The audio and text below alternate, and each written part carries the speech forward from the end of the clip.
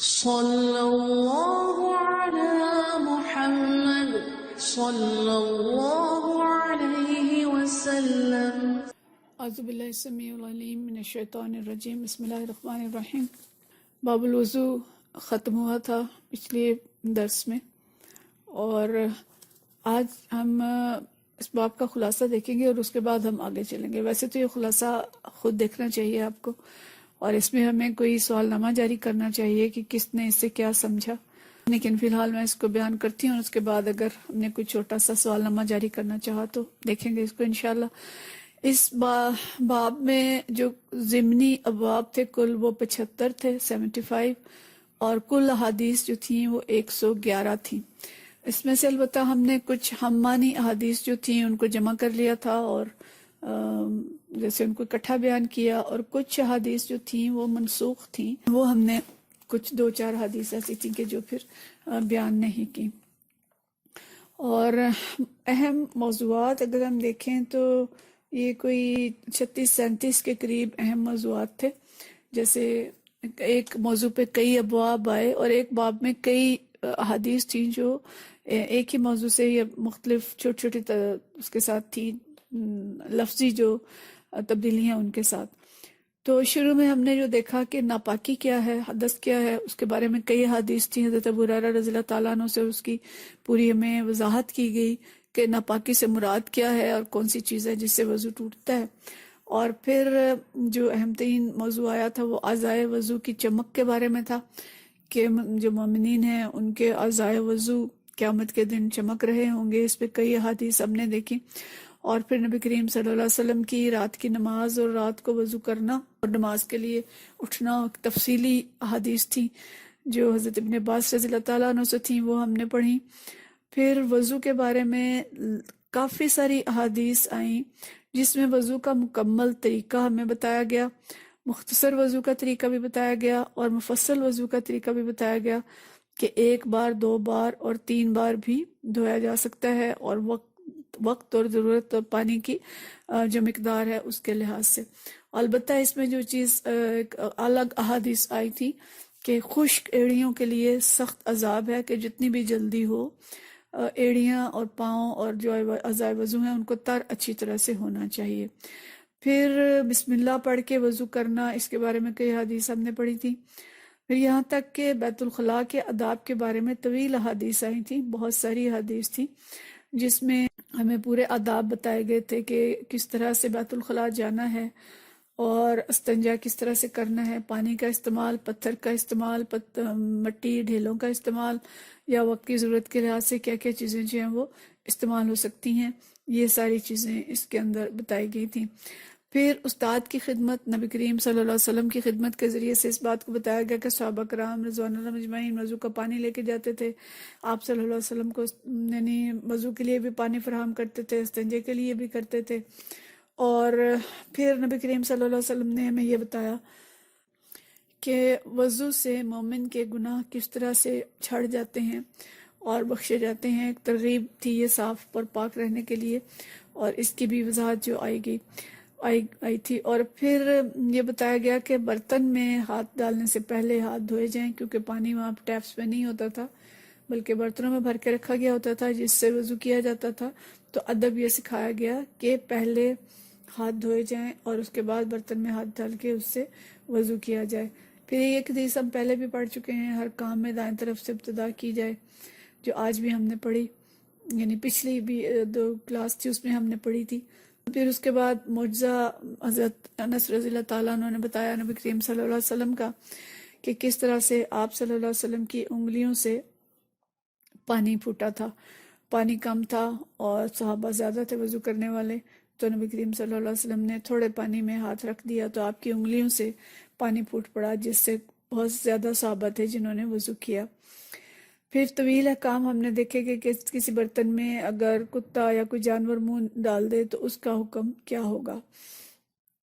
پھر نماز کے دوران اگر وضو میں شک ہو جائے تو اس کا حکم کیا ہے، نماز توڑی جائے گی یا نہیں توڑی جائے گی، یہ ساری تفصیلات ہم نے دیکھی۔ درمیان میں سورج گرہن کی نماز کا تذکرہ آیا، اور اسی کے ساتھ ایک تذکرہ یہ آیا کہ صحابہ کرام رضوان اللہ مجمعین نبی کریم صلی اللہ علیہ وسلم سے اتنی محبت اور اتنی عقیدت رکھتے تھے کہ آپ کے وضو کا پانی جو ہے وہ نیچے نہیں گرنے دیتے تھے. اگر ارد گرد موجود ہوتے تھے تو صحابہ وہ پانی جھپٹ لیتے تھے اور اس کو اپنے اعضاء پہ، اپنے منہ پہ مل لیتے تھے، برکت کے لیے اپنے جسم پہ اس کو ملتے تھے. اور ایک معجزہ یہ بھی ہم نے پڑھا کہ ایک بے ہوش شخص تھا جس کو نبی کریم صلی اللہ علیہ وسلم نے جس پہ اپنے وضو کا پانی چھڑکا اور وہ ہوش میں آ گیا. یعنی معجزات جو ہیں نبی کریم صلی اللہ علیہ وسلم کے، اس میں دو طرح کے آئے ہیں، ایک انگلیوں سے پانی نکلنے والا اور ایک بے ہوش شخص پہ پانی چھڑکنے والا. پھر اس کے بعد جو ایک باب آیا تھا اس میں مختلف قسم کے برتنوں میں پانی رکھنے کا اور برتنوں سے پانی استعمال کرنے کا بارے میں تھا کہ برتن پیتل کا ہو، پتھر کا ہو، یا ان کے مختلف کدو کے اور مختلف چیزوں کے لکڑی کے بنے ہوئے برتن ہوتے تھے. تو اس کی بھی تفصیل جو ہے وہ بتائی گئی کہ کون سی چیز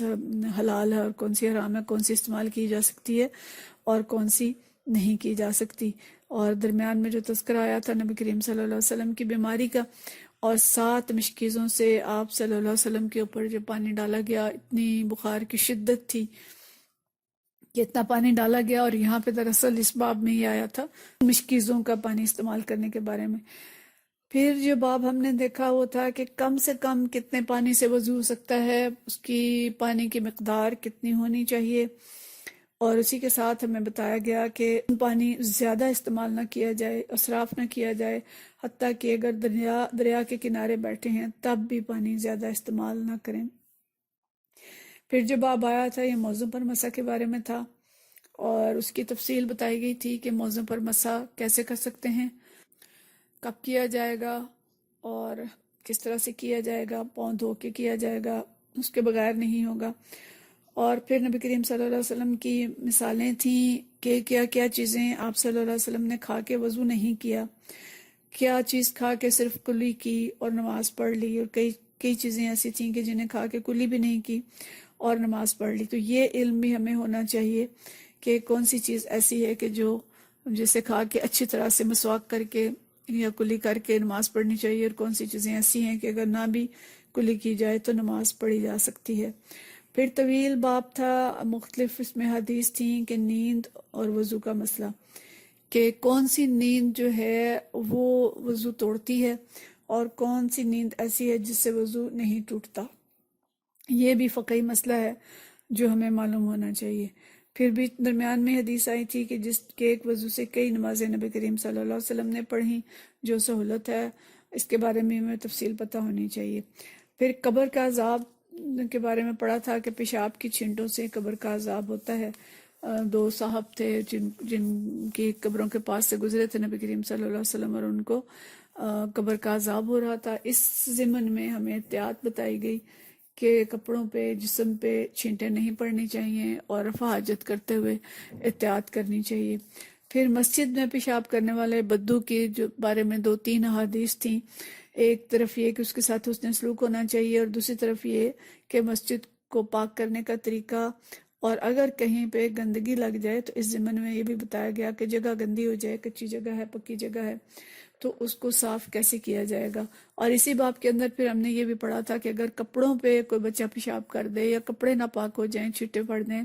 یا کپڑوں پہ کوئی اور گندگی لگ جائے تو اس کو صاف کیسے کیا جائے گا. کپڑوں پہ داغ لگ جائیں کسی گندگی کے تو ان کو صاف کرنے کا طریقہ اور جزوی اور مکمل پوری تفصیل ہم نے پڑھی تھی. پھر اونٹنیوں کے دودھ اور پیشاب سے علاج کے بارے میں طویل حدیث تھی جس کے بارے میں لوگ بہت معذرتیں کرتے ہیں، لیکن اس حدیث کی بہت تفصیل جو ہے ہم نے پڑھی تھی. پھر مختلف جگہوں پہ نماز پڑھنے کا بیان تھا کہ بکریوں کے باڑے میں اور مختلف جگہوں پہ نبی کریم صلی اللہ علیہ وسلم اور صحابہ کرام نے نمازیں پڑھیں اور کس طرح سے پڑھیں. پھر پانی اور گھی میں گر جانے والی نجاستوں کا بیان تھا، فقہی مسائل اس میں بھی ہم نے دیکھے. اور پھر یہ کہ ٹھہرے ہوئے پانی میں پیشاب کرنے کی ممانعت اور اس کی تفصیل جو ہے وہ بیان کی گئی تھی. پھر دوران نماز اگر گندگی لگ جائے تو اس کی صفائی کا حکم کیا ہے، کیا نماز توڑی جائے گی یا نماز جاری رکھی جائے گی. یہ نبی کریم صلی اللہ علیہ وسلم کے اوپر اوجری ڈال دینے کی جو مثال تھی اس کے حوالے سے اس کی تفصیلات ہم نے پڑھی. اور آخری جو ابواب تھے اس میں مسواک اور دانتوں کی صفائی کے بارے میں ہم نے 2 دروس کیے تھے، اور دانت صاف کرنے کی تفصیل اور دانت صاف نہ کرنے سے جو بیماریاں پیدا ہوتی ہیں ان کی تفصیل ہم نے دیکھی، اور آخری باب میں ہم نے دیکھا کہ کوئی چیز دینی ہو تو پہلے بڑے کو دی جائے اور پھر چھوٹے کو دی جائے، اور آخری حدیث جو دیکھی کہ رات کو بھی وضو کر کے سویا جائے، اللہ کا ذکر کر کے سویا جائے اور مسنون دعائیں پڑھی جائیں، تاکہ اگر ہمارا خاتمہ ہو تو خاتمہ بالایمان ہو۔ تو اللہ تعالیٰ کے فضل و کرم سے اس طرح سے ہم بخاری شریف کا باب الوضو ہم نے مکمل پڑھ لیا، اور اب تک ہم 3 ابواب مکمل کر چکے ہیں، باب الایمان، باب العلم اور باب الوضو۔ میں امید کرتی ہوں کہ سب نے غور سے ان کو سنا ہوگا اور چیزیں جو ہیں اپنے ذہنوں میں اور عمل میں محفوظ کی ہوں گی۔ اللہ تعالیٰ ان کو ہمارے لیے نافع بنائے، ہمارے لیے صدقہ جاریہ بھی بنائے، اور ہماری دنیا اور آخرت کے لیے توشہ بنائے۔ وآخر دعوانا ان الحمدللہ رب العالمین۔